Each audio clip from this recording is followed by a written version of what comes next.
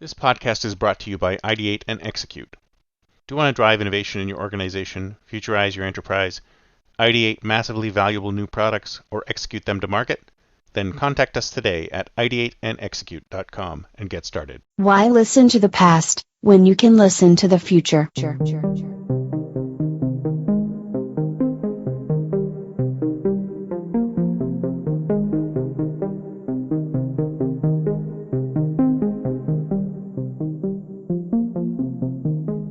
Welcome to the Think Future podcast, broadcasting from deep in the heart of Silicon Valley, California.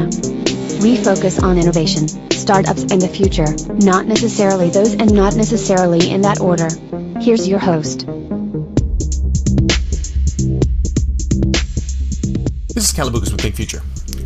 One of the things I've said before many times is that innovation is a war. It's a war between two sets of individuals. It's a war between the shouldwes and the doits.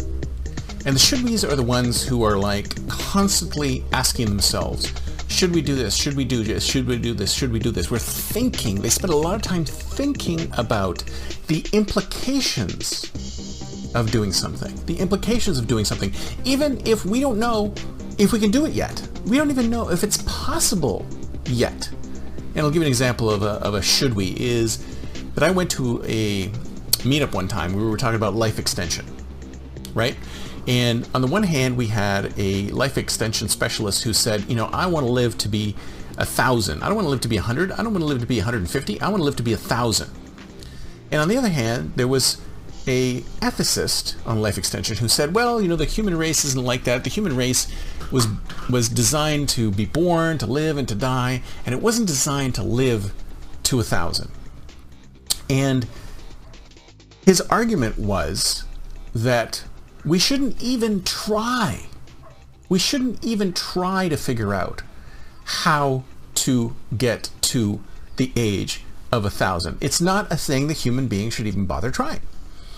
And on the flip side, he was like, well, how do we know that we can even get there? We don't even know if we can get there. I think the longest lived human being is 120 or something like that, or 126 or something like that. And it's entirely possible that there is no way that we can extend human beings' lifespans unless we become cyborgs or we load ourselves up into a AI brain or something like that. But if you think about it, think about the two different factions here. We have the should we, who spends a lot of time thinking, should we do this? Should we do this? Should we do this? Thinks not about the thing that needs to be done, but the implications of the thing. It's like, if we were to do this, then here are all the things that might come out of it. And the problem is that we don't even know if it's possible. We don't even know if it's possible. So what do? We step back and we say, you know what? We don't like the implications of what you're talking about. Therefore, we're not even going to go there. We're not even going to go there. And on the other side, it's the people who are like, well, maybe some people will want to live to be 1,000. Maybe some people will want to live to be 1,000, and they'll want to try and figure out if it's even possible for us to live to 1,000. So let me ask you something. Which side are you on? Are you on the side of the should-wes, who basically sit and think about the possible implications of a thing? Or are you on the sides of the do-it, who are basically saying, well, let's see if this is possible first before we can decide whether or not we should do it? I'll give you another example. Genetic manipulation, right? Now, a lot of people are thinking, well, we shouldn't get into human genetic manipulation because people might decide to make all white, blue-eyed babies. But on the flip side, we might be able to breed out horrible diseases like cancer. So which side are you on?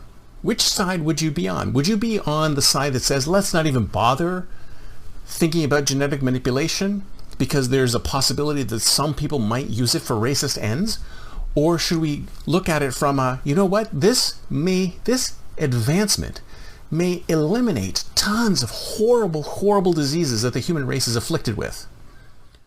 Which way would you go? Which way would you go?